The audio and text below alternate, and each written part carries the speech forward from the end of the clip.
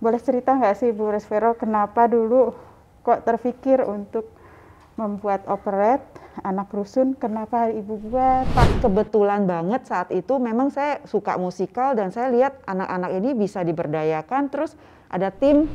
Gimana tuh coba ngajarin anak segitu banyak, kemudian berapa lama latihannya? Kalau kita nganggap punya hati ini ya, ini semua anak yang ada itu anak saya. Walaupun kita marah itu kita memang marahnya mengasihi. Ada yang pengen ketemu nih Bu Vero. Bu Neni, Ini dia. awas ya, jangan ngomong yang enggak-enggak.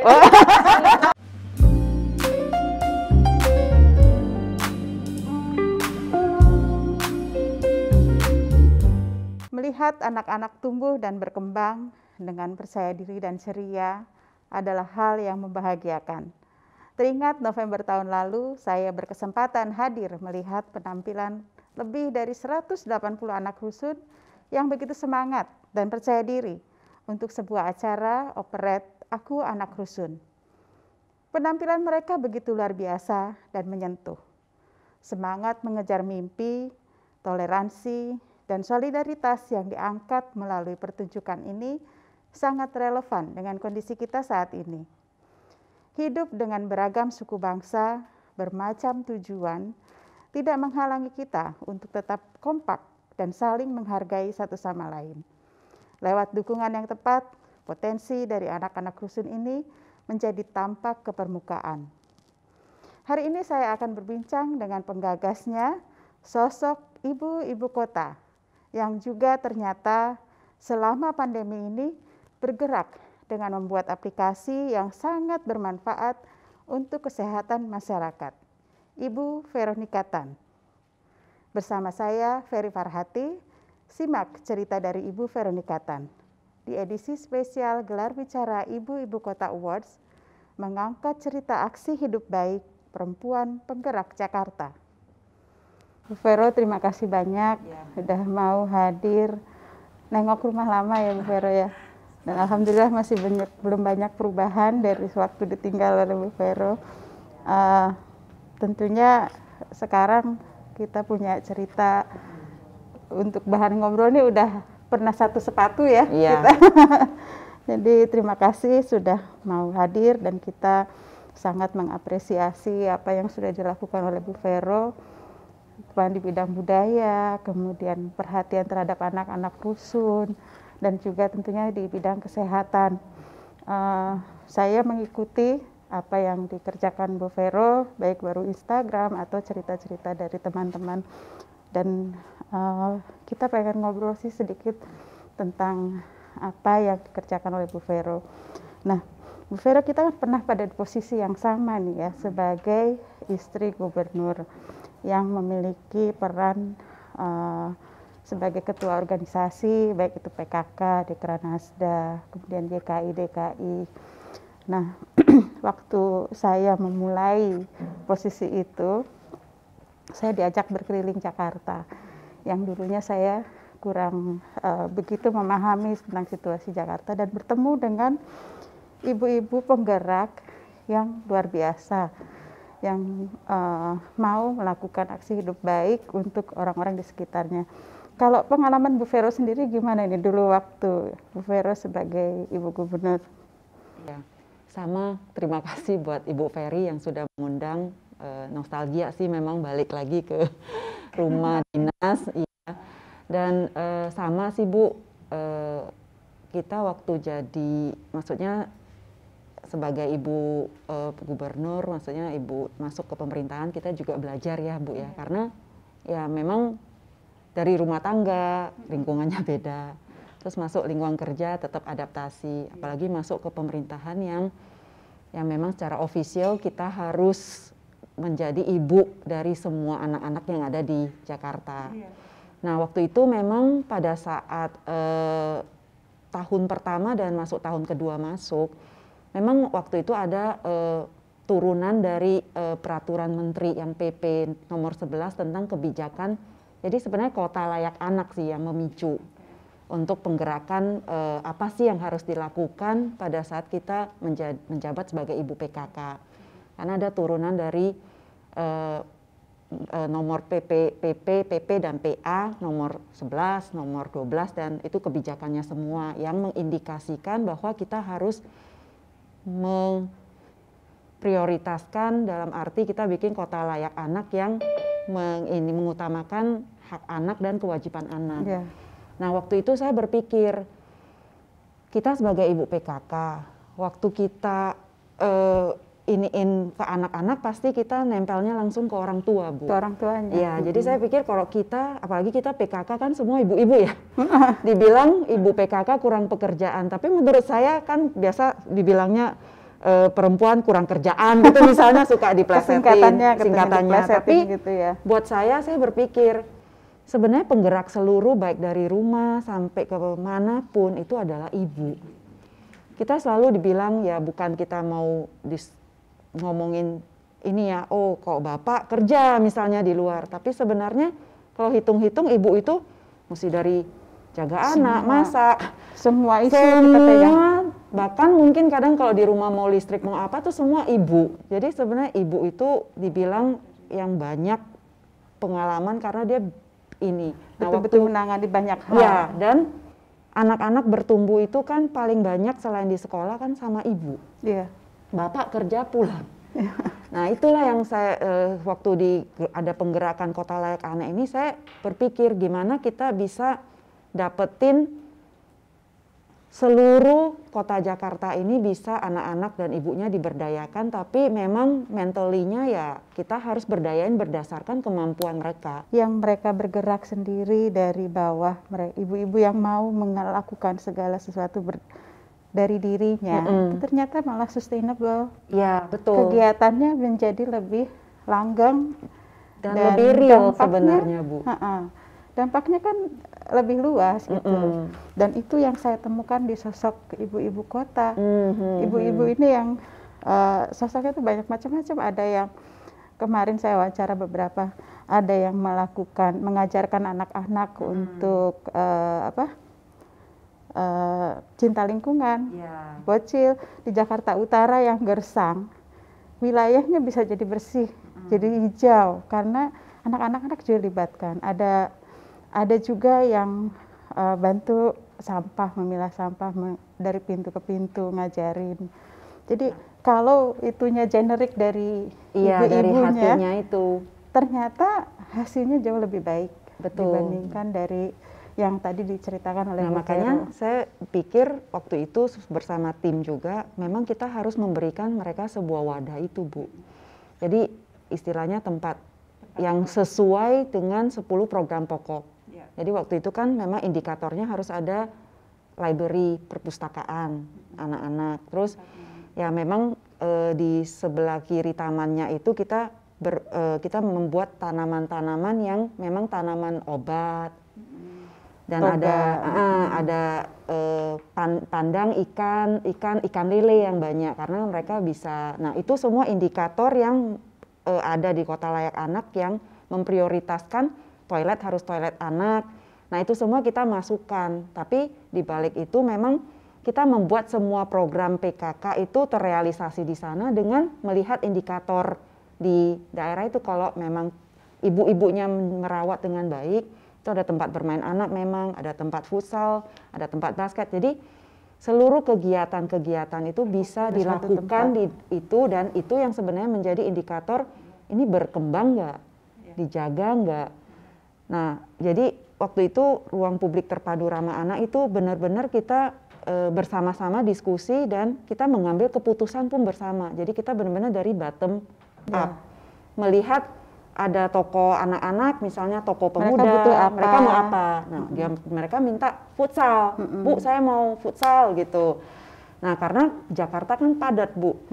Kalau yang memang luasan tanahnya 1.500, bisa dibuatin futsal. Tapi kalau yang memang kecil di bawah 800, ya akhirnya kita berencana bikin tempat basket. Karena jadi tidak perlu ruang yang terlalu luas. Karena nggak cukup kalau futsal kan gede. Nah, disitulah tim PKK itu jadinya. Kenapa butuh anak muda? Karena semua kegiatan mereka itu akan dicatat sebagai pendataan ini. Dan ini real jadinya, Bu. Seneng jadi lihatnya mereka juga punya tempat, misalnya mau buat masak bersama, mau buat Bu ngaji, Vero, Bu mereka Vero juga ngerasain bisa. nggak kalau ketemu sama para pengelola RPTRA ini? Mm-mm. Semangatnya beda ya? Iya, mereka Kalau udah kumpul, karena memiliki, iya, mungkin ada anak muda ya, gitu yang semangatnya itu luar biasa. Jadi kalau udah ada kumpul dengan RPTRA, biasanya terus mereka punya yel-yel, Iya, kemudian betul. mereka semangatnya tuh beda gitu. Iya. Jadi alhamdulillah RPTRA ini bisa terus berlanjut dan sampai sekarang bahkan Bu Ratna almarhum yang kemarin baru menikah itu berjuang sekali untuk membuat RPTRA ini sebagai laboratorium dari aktivitas aksi hidup baik yang bisa diduplikasi di masyarakat. Jadi belajarnya di RPTRA. Gitu. Benar, saya juga belajar banyak dari Ibu Ratna ini. Ibu Ratna, karena Ibu Ratna memang tahu sekali administratif semua almarhum Ibu Ratna ya. Iya. Bu Vero, terakhir kan kita ketemu waktu operet ya, operet Aku Anak Rusun. Operet Aku Anak Rusun. Itu di bulan tahun 2020 ya, awal ya. 2020. 2019 akhir deh. Iya, 2019 akhir. Dan saya terkesan sekali dengan gimana anak-anak rusun ini bisa begitu ceria, begitu percaya diri, dan saya bilang profesional penampilannya. Dan kita tidak terbayang bahwa itu adalah anak-anak rusun. Boleh cerita nggak sih Bu Resvero, kenapa dulu kok terpikir untuk membuat operet anak rusun, kenapa Ibu buat, kemudian tujuannya apa, Ibu bisa cerita? Saya memang background saya musik. Oke. Jadi senang seni ya? Iya, saya memang senang. Saya senang nonton musikal. Saya merasa kayak kalau musikal itu mereka benar-benar bisa sangat natural, mereka berakting, tapi ya kalau kita lihat musikal yang Broadway itu kan benar-benar semua isinya edukasi. Jadi mereka selalu membuat satu cerita yang ada keteladanan lah istilahnya. Nah waktu itu saya hanya berpikir gimana ya maksudnya bisa saya suka anak-anak sebenarnya Bu. Jadi kalau saya lihat anak-anak kecil itu kayak innocent, mereka tuh maksudnya mereka bermain tidak ada rasa apa, mau warna kulit apa, mau agama apa, tapi mereka itu sangat innocent yang perlu kita didik gitu loh Bu. Ci, mau nggak bikin? Ya ayo aja kalau kalian benar-benar solid, kalian benar-benar ya kita hanya. Jadi pas kebetulan banget saat itu memang saya suka musikal dan saya lihat anak-anak ini bisa diberdayakan, terus ada tim, jadi semuanya pas di kebetulan. Nah waktu itu sebenarnya pengen ngadainnya di HUT. Kayak HUT DKI Bu, saya pikir kadang-kadang kita selalu ada dana yang untuk dikeluarkan memang untuk acara besar misalnya kayak HUT. Tapi apa yang bisa kita berikan sebagai teladan, apalagi zaman anak muda yang begitu gampang masuk. Satu yang beda juga ya. Jadi saya berpikir bisa nggak dilakukan di HUT dengan dana yang ada tapi benar-benar mengeducate gitu loh. Tapi karena ya nggak jadi, akhirnya saya ya udah kita coba jalanin. Lihat potensial anak seberapa, dan waktu itu saya minta, saya nggak mau musikal ini tuh cuma segelintir anak gitu, saya benar-benar pingin seluruh anak itu kalau bisa mau 200, mau 300, mau 500 pun dilibatin. Bisa ikut terlibat. Ya, hanya untuk apa? Untuk kebersamaan mereka, untuk belajar mereka, maksudnya karena sebagai musikal itu kita nggak bisa kerja sendiri, kita harus bergotong royong. Karena saya selalu ngomong satu orang bertingkah aneh, tidak sesuai prosedur, semua acara bubar saya bilang. Jadi mereka juga ini, dan mereka senang karena pendidikan yang anak sekarang ini kan nggak kayak zaman kita ya Bu, satu arah. Anak sekarang ini kita dua arah, diajarkan sebisa mungkin mereka bisa punya pemikiran sendiri untuk. Jadi artinya kalau kita interaksi, mereka lebih kreatif dan lebih gampang untuk masuk daripada hanya akademis sekolah Bu. Jadi itu sebenarnya background operet ini sebagai wadah bagi anak-anak untuk belajar skill-skill kehidupan di luar dari akademis. Kemudian dibuatlah acara ini ya. Dan kalau nggak salah waktu di rusun saya berpikir kan itu perlu latihan Bu. Kalau kita ngambil dari pinggir bantaran atau ini susah karena mau ngurusin ngangkut anak-anak, mau ngurusin izin orang tua. Nah, saya bilang, ini sekarang kan rusun sudah ada, lantai dasar kosong. Mereka tinggal turun dari atas ke bawah. Nggak perlu kendaraan lagi. Iya, gara-gara itu berpikir, dan anaknya banyak. Saya pikir banyak banget ini anak-anak mau dikemanain. Mereka bisa bermimpi gitu sebenarnya kalau kita memberikan mereka panggung, mereka wadah. Nah, gara-gara itu kita ajak, memang waktu itu ibu-ibu pengelola yang ada di sana kan kadang rusun ada PKK-nya juga, ada RPTRA-nya juga. Sama kalau enggak yang itu pengelola sama yayasan yang memang sudah mendampingi. Nah, di situ yayasannya apa ya namanya waktu itu? Yayasan apa ya? Warung Imaji apa? Ya, kalau yayasan yang kita bentuk itu Yayasan Warung Imaji. Tapi kita kerjasama dengan Yayasan GKI, Gerakan Kepedulian Indonesia. Nah, Gerakan Kepedulian Indonesia. Dan mereka GKI memang udah ada dibantuin yayasan, Bu. Jadi karena yayasan kan harus pendampingan untuk mereka bisa jadi orang-orang harus diturunkan untuk hidup bersama baru bisa tahu sifatnya, Bu. Yayasan itu fokus di anak-anak atau? Enggak, yayasan bisa semua. Jadi mereka bisa ke ibu. Kan waktu itu memang kan banyak sekali yayasan yang, Bu, saya mau bantu ini, saya mau bantu itu. Saya bilang ke rusun aja. Kalian juga gampang, misalnya yayasan kan semua harus ada report. Kalau kalian dampingin di satu rusun, kalian tinggal berdayain mereka, kalian reportnya juga gampang. Jadi setiap rusun itu ditaruh satu yayasan. Itu kan 100 lebih, hampir 200 150 sampai 200. Hampir 200 kan? Gimana tuh coba ngajarin anak segitu banyak, kemudian berapa lama latihannya? Itu benar-benar intensif 3 bulan. 3 bulan. Nah, tapi waktu kita mulai ya maksudnya turun ke bawah, lihat aktingnya anak, tapi kita nggak ini ya, kita memang ini, kita ada audisi ya. Ada audisi? Ya, kita audisi tapi jadi standar untuk peran-peran audisi. penting kali di audisi? Ya, kalau untuk peran-peran penting kayak 10 orang kita benar-benar audisi, tapi kalau anak-anak yang biasa, soalnya buat saya ini kita nggak ngajarin terlalu banyak loh, Bu. Kadang-kadang saya berpikir anak kita yang kita protek malah mungkin jauh lebih kaku daripada mereka lebih lepas ya. Kayak waktu yang anak rusun pertama, mereka dikasih dangdut, nari sendiri itu. Jadi nggak ada gaya apa-apa dan mereka berani gitu. Menyenangkan sekali ya. Iya, jadi lihatnya juga seneng dan mereka ngumpul gitu. Terus ya mereka seneng aja belajar, ilmu dapet, keterampilan dapet, tapi mereka happy gitu loh. Karena nggak sekolah. Dan diajak ke sini itu kan gitu. Seperti sebetulnya teater itu kan banyak sekali yang dipelajari sebetulnya. Berbagai macam aspek, dari mulai imajinasi, kemudian aspek gimana dia bisa bersama orang lain, aspek kepercayaan diri, aspek seni. Jadi memang paket lengkap ya, operet itu paket lengkap untuk anak bisa belajar banyak hal. Apalagi sekarang kan kita juga tahu anak-anak itu kayak kita melihat perkembangan dari zamannya kita sekarang ke milenial kan, sekarang ke zaman Z, zaman Y, zaman Z. Mereka kan memang lebih kreativitas sebenarnya yang utama. Bukan knowledge bisa didapat di mana aja ya. Betul.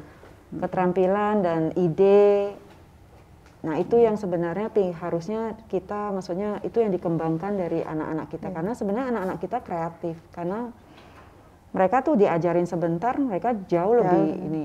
Asalkan saya berpikir kita punya wadah, punya tim yang benar-benar yang mewadahi mereka untuk punya stage ini, punya panggung ini. Sampai sekarang masih suka berhubungan sama anak-anak ini? Kita makanya udah, karena dibentuk Yayasan Warung Imaji ini, kita berusaha untuk coba membuat sekarang kan lagi pandemik, jadi kita kerjasama lagi sama yayasan yang ada. Mereka bilang butuh wifi misalnya, ya udah kita bantuin wifi.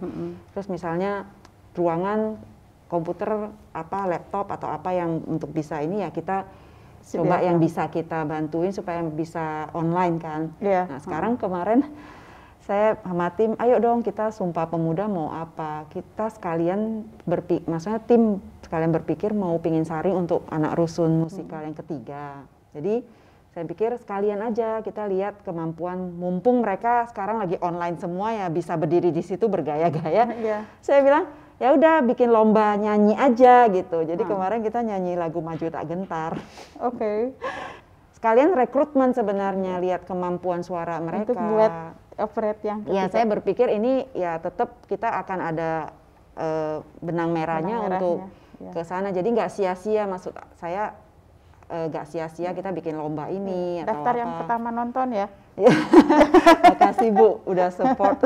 Luar biasa. Tapi memang melihat mereka itu ketika perform betul-betul profesional, nggak kelihatan kalau mereka ngajarnya itu sebentar loh, ada keraguan, ada takut di panggung itu kayak udah di tempat mainnya aja gitu. Ya kita biasa. Yang di belakang deg-degan Bu, soalnya jadi kita sebenarnya kan ada gladi resik, jadi soalnya panggung art trainer itu kan cuma boleh dipinjam 2 hari, tapi kan itu jamnya harus tepat, jadi karena listrik semua kan mahal, jadi pokoknya jam 4 hanya boleh pakai jam 4 sampai jam berapa.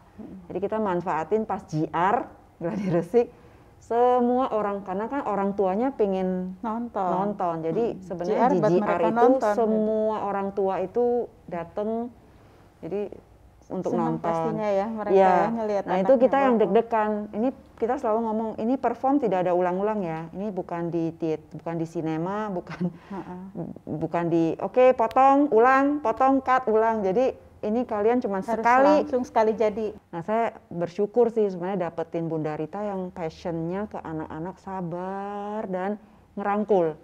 Karena sebenarnya kita butuh sosok ibu sebenarnya yang menganggap ini semua adalah anak saya gitu. Kalau kita nganggap punya hati ini ya ini semua anak yang ada itu anak saya. Walaupun kita marah itu kita memang marahnya mengasihi. Jadi bukan marah yang ini. Jadi Bunda Rita waktu pertama itu waktu 2017 itu benar-benar kita tuh sebenarnya anak-anak waktu 2017 lebih banyak Bu. Ya karena mereka hanya paduan suara lewat karena kita pikirin ide supaya semua bisa terlibat. Bisa ngerasain. Waktu itu ada 300 anak. Masya Allah. Iya, itu dari 5 rusun sebenarnya. Nah itu Bunda Rita bisa rangkul semua. Nah waktu kedua kali kita mau ngadain, memang kita udah tahu Bunda Ritanya memang udah sakit kanker. Tapi ya udah kita support, gak taunya memang mungkin udah stage 4 jadinya. Tapi ya itu kesan saya yang sangat saya iniin bahwa dia benar-benar menggunakan kualitas akhir hidup dia itu benar-benar sebaiknya untuk ya memang hatinya ada di situ. Beliau penari balet sebenarnya. Ya, jadi mau punya sanggar seni juga. Sampai pakai oksigen pun waktu saya duduk bareng beliau, gak apa-apa, saya bisa gitu. Walaupun nafas sudah susah. Nah itu yang sebenarnya yang bikin spirit kita itu semua juga ngeliat gitu loh, seorang sosok dan itu kan Bunda Rita. memberikan kesan yang mendalam buat anak yang mengikuti ini, mungkin malah menjadi sosok inspirasi buat anak-anak ini bahwa jangan menyerah. Itu luar biasa. Nah sekarang nih terkait cerita dengan Bu Rita ini kan kanker itu salah satu isu yang menjadi perhatian Bu Vero juga, yang sekarang katanya membuat sebuah gerakan love care dan juga malah sampai membuat aplikasinya di masa pandemi ini karena kesulitan untuk bertemu fisik, sekarang udah ada aplikasinya. Gimana tuh ceritanya Bu Vero kok mulai tertarik untuk membuat aktivitas love care ini? Iya, kalau love care memang saya saya ngomongin aplikasi love care itu sebenarnya lebih ke bisnis. Lebih ke bisnis. Jadi saya nggak iniin kalau misalnya warung Imaji memang itu pure yayasan. Nah waktu love care ini waktu kita bentuk memang asalnya itu adalah dari tim-tim yang waktu kita bersama di Yayasan Kanker Indonesia, Bu. Jadi waktu di Kanker Indonesia itu saya tuh pengen karena kan waktu itu BPJS mulai gencar-gencar, tapi sebenarnya dana dari kesehatan itu sendiri habis di orang-orang yang sakit dan masuk ke ICU. Nah sebenarnya dana BPJS itu kalau kita lihat orang yang sakit itu kan dari stage 1 sampai stage 4. Tapi karena antrian stage 4-nya itu, akhirnya stage 1 pun tidak bisa kita tolong karena akhirnya kan ini. Iya. Makanya Terlambat akhirnya kan sampai terlambat kan mereka jadi stage akhir. akhirnya. Nah, kita kan tinggal milih gitu loh. Apakah kita memang harus ini membiarkan ini, bukan pembiaran, tapi memang udah stage 4, kita untuk menghabiskan uang sebanyak itu pun orang yang kaya pun, orang yang menengah pun tidak akan sanggup. Karena ICU 1 malam berapa duit. Akhirnya waktu itu memang zaman 6 tahun tuh mulai gerakan paliatif ini, Bu. Yeah. Yang memang ya dying peacefully. Jadi Yeah. kalau memang kita udah sakit sampai ini, kita sebagai keluarga kita berpikir, kalau suatu hari kita sakit kanker pun nggak mungkin kita gunakan duit itu habis. Pasti kita sisain untuk anak kita atau keluarga kita. Ya memang kita udah waktunya ya. Yeah. Yang penting kualitas hidup. Kualitas hidup di akhir hayat kita gitu. Di akhir ini kita sambil ini, tapi kita punya hidup. Memang yang paling dibutuhkan pada saat stage akhir itu ya morfin ini, Bu. Yang maksudnya kita perjuangkan karena memang di daerah-daerah puskesmas itu susah kan, karena harus obat. Ya. Jadi Dan izinnya kan susah. baru melalui YKI bisa ya. Iya, Tapi jadi akhirnya kita melalui yang buka lainnya lewat belum tentu bisa. YKI karena memang restrictionnya ini banget. Kita udah waktu itu rapat-rapat semua, memang susah. Kalau di bagian bawah kelebihan, nanti di atas gak berani keluar karena dianggap sebagai obat dan drugs kan. Drug. Jadi memang agak susah, tapi memang karena Regulasinya susah. cancer ini perlu, karena pada saat stage akhir itu sakitnya kan luar biasa, Bu. Nah itu yang akhirnya kita berpikir gimana kita bikin satu aplikasi yang sebenarnya bisa menjaring seluruh rumah sakit RSUD yang linknya adalah kalau sampai mereka harus dipulangkan, hanya perlu konfirmasi dokter mengatakan bahwa Bu ini dibawa pulang saja. Nah kita YKI jemput bola, Bu, maksud saya. Nah waktu itu udah hampir kita pingin sama puskesmas semua yang punya aplikasi sendiri. Saya nggak perlu tahu aplikasi sebenarnya waktu itu. Saya cuma perlu tahu kita bisa link nggak supaya menjemput bola mereka tetap, dan puskesmas tentu dikasih budget untuk dana-dana paliatif.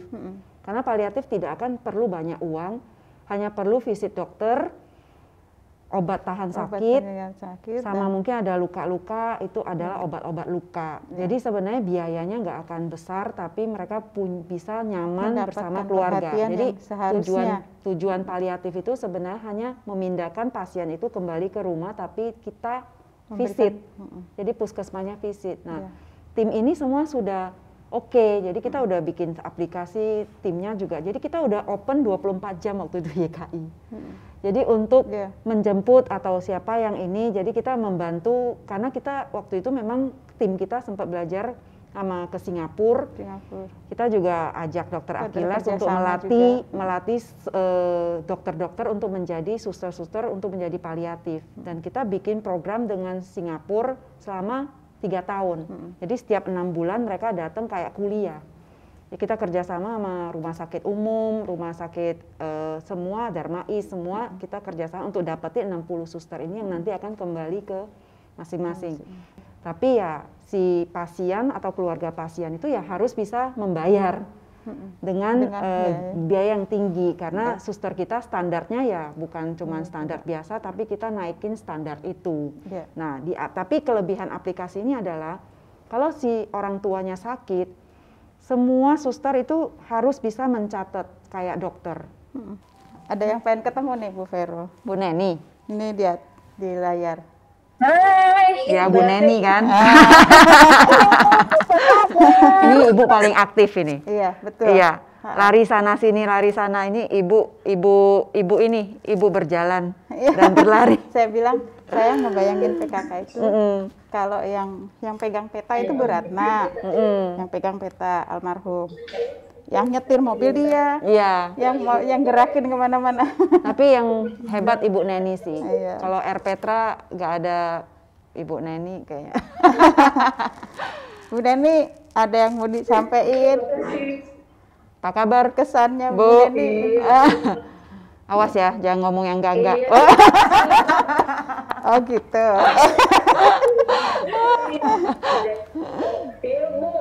Kesan saya selama saya mengikuti Bu Vero sih, Bu Vero itu orangnya tegas, super tegas malah.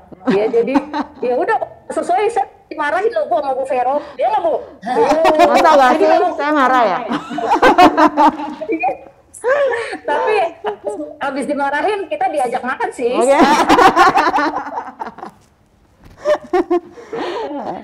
Itu yang saya suka dari Ibu, dan beliau Bu Vero ini ngajak kami kerja cepat. Jadi Ya, yang kerja cepat. dilihat selama ini saya kerja dengan cepat Bu Ferry, itu ajarannya memang Bu Vero. Kami menerabas dulu aturan, baru setelah begitu kami menerabas aturan, kami mulai meluruskannya. Oke. Iya, gitu. Iya. Saya tahu kok rumah Bu Deni sebelah. Mereka kerja di sebelah kalau nggak di sini. Iya, di Ya, pavilion samping. sini. Heeh.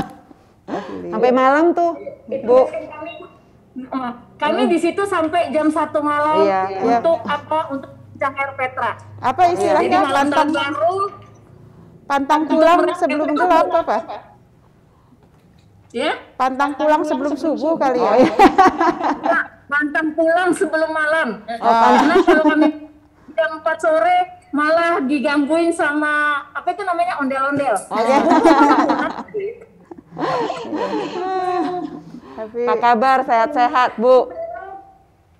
Alhamdulillah, mohon bantu doanya. Vero, Bu Ferry, hari ini kalau Bu Ferry kasih kejutan ke Bu Vero, saya hadir. Sekarang saya kasih kejutan kepada kedua ibu, karena kami hadir di sini beramai-ramai. rame-rame. Itu pada jaga jarak nggak tuh? Heeh. Maskernya dipakai yang betul. Masuk. Ya, Ini di mana Bu Neni? alhamdulillah dikasih tempat Bu di lantai 6 DPP APP. Mungkin karena jarak dari rumah saya dekat ya Bu. Jadi kami untuk pembahasan Dasawisma kami lebih ke sini. Bu Vera, kami sekarang punya Dasawisma banyak banget. Wih, datanya masih ada ya? Data. Pertahankan. Monitor Bu. Oke, terima kasih Bu Vero, Bu Ferry. Salam sehat. Sama-sama. Terima kasih semuanya. Thank you. Jadi memang kita kan, saya waktu di PKK itu melihat bahwa mereka punya data yang luar biasa. Dan waktu itu kalau nggak salah Bu Vero juga sudah mulai digitalisasi ya. Kemudian sekarang ini mereka sudah punya aplikasi namanya Carik Jakarta. Bu Vero juga pernah diwawancara ya sama kader Dasawisma ya untuk ngisi. Oh iya, betul. Saya Isi lihat data, itu, datang ke isi data. ya, Dan datang ke sekarang rumah. data itu sudah lebih komprehensif dan bisa dimanfaatkan oleh Pemda untuk Oke. membuat kebijakan-kebijakan Betul, sesuai betul. dengan kondisi di lapangan. Jadi ada kebijakan juga yang memakai istilahnya itu semua program terkait keluarga satu pintu melalui PKK. Iya, oke. Ya, datanya diambil dari PKK juga. Bahkan saat pandemi kemarin kader Dasawisma ini mendata ibu hamil, kemudian orang tua dan yang semua yang punya komorbid, yang punya risiko tinggi terhadap COVID ini terdata oleh ibu-ibu ini, oleh para kader Dasawisma Memang dengan PKK, menggunakan aplikasi. memang sebenarnya PKK ini datanya tuh Luar biasa. benar. Iya. Karena itu yang dipakai Iya, ke dinas. iya, dan itulah kemudian sekarang datanya dipakai untuk pembuatan kebijakan yang terkait dengan keluarga. Itulah the power of ibu-ibu. Power ibu. Ya kan? Iya. Kalau nggak ada ibu, coba. Iya beneran, ibu itu penggerak di rumah. Benar. Yang perhatiannya sangat sederhana dari mulai baju, mandi, pakaian, sampai sekolah. Benar. Nah itu semua kan ibu. Ibu-ibu. Nah tapi Jadi, kalau ketika anak berprestasi di sekolah, yang Bapak. dipanggil siapa? Bapak. Bapaknya. makanya semua dibalik itu sebenarnya kita ibu-ibu yang penting Iya. mereka bisa ini kita udah tenang. Mereka pasti sayang anak. Saya sayang tahu Bu keluarga. Vero itu bukan tipe orang yang suka muncul ya ke Enggak. permukaan. Jadi kita punya peran di belakang. Yang penting hasilnya Iya. itu ada. Iya. nggak masalah. Siapalah. Apakah kemudian yang penting kita sudah melakukan sesuatu yang tadi Bu Vero bilang. Lebarkan kepedulian, kita ini sudah punya, sudah cukup. Maka do something, lakukan sesuatu untuk lingkungan.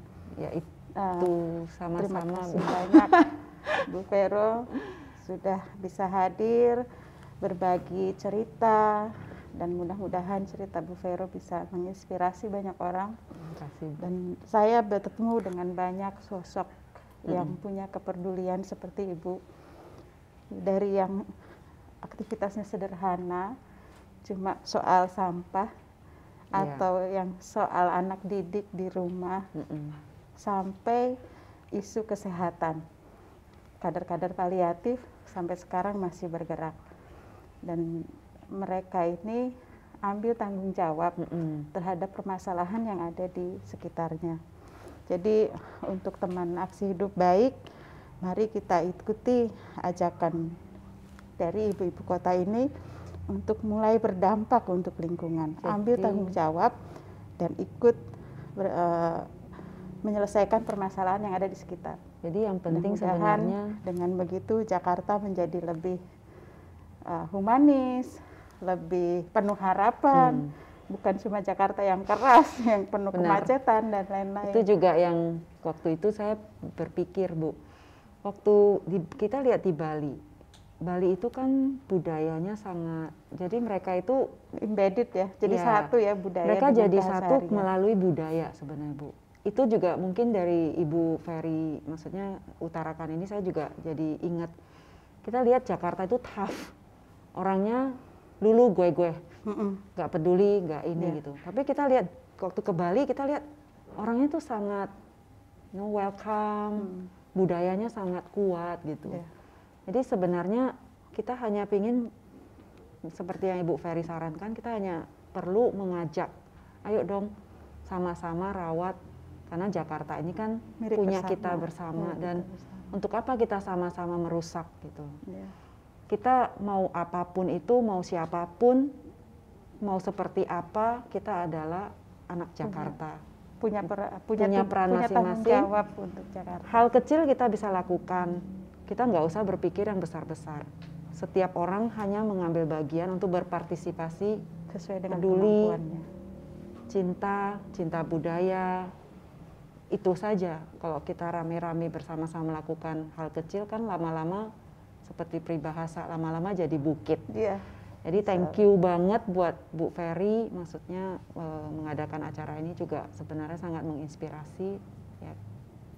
Mari kita sama-sama gitu untuk bisa dan memberikan yang positif lah ya sebenarnya ya Bu. Kita tunggu operet yang ketiga. Anak rusun ketiga. Anak rusun. Jadi insya Allah operet anak rusun ini bisa juga memberdayakan anak-anak rusun. Mereka mendapat pelajaran hidup yang luar biasa dari apa yang kita lakukan. Jadi ayo kita ambil tanggung jawab. Di Jakarta ini isunya banyak, dari anak-anak, dari mulai isu sampah, isu lingkungan, isu kesehatan. Sesuai dengan kemampuan kita ambil tanggung jawab, kita selesaikan di sekitar kita. Kalau banyak titik, saya bilang akupuntur ya. Akupuntur kan yang ditusuk satu, tapi dampaknya kan sebadan. Nah ini juga gitu, kalau ada ibu-ibu yang di titik-titik di Jakarta itu melakukan aksi-aksi hidup baik, kemudian dampaknya akan dirasakan oleh seluruh Jakarta. Jadi Ibu support ya, anak rusun ketiga.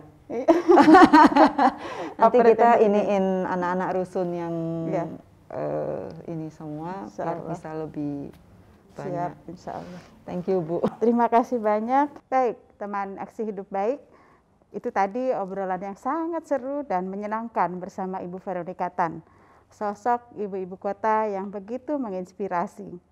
Semoga di episode spesial ini bisa semakin menghangatkan dan mengingatkan kita tentang kota Jakarta yang humanis dan penuh harapan.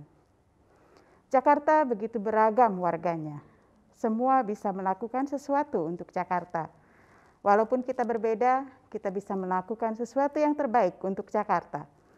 Simpul kekuatan Jakarta terbentuk karena kita melakukan aksi hidup baik bersama-sama tanpa memandang perbedaan.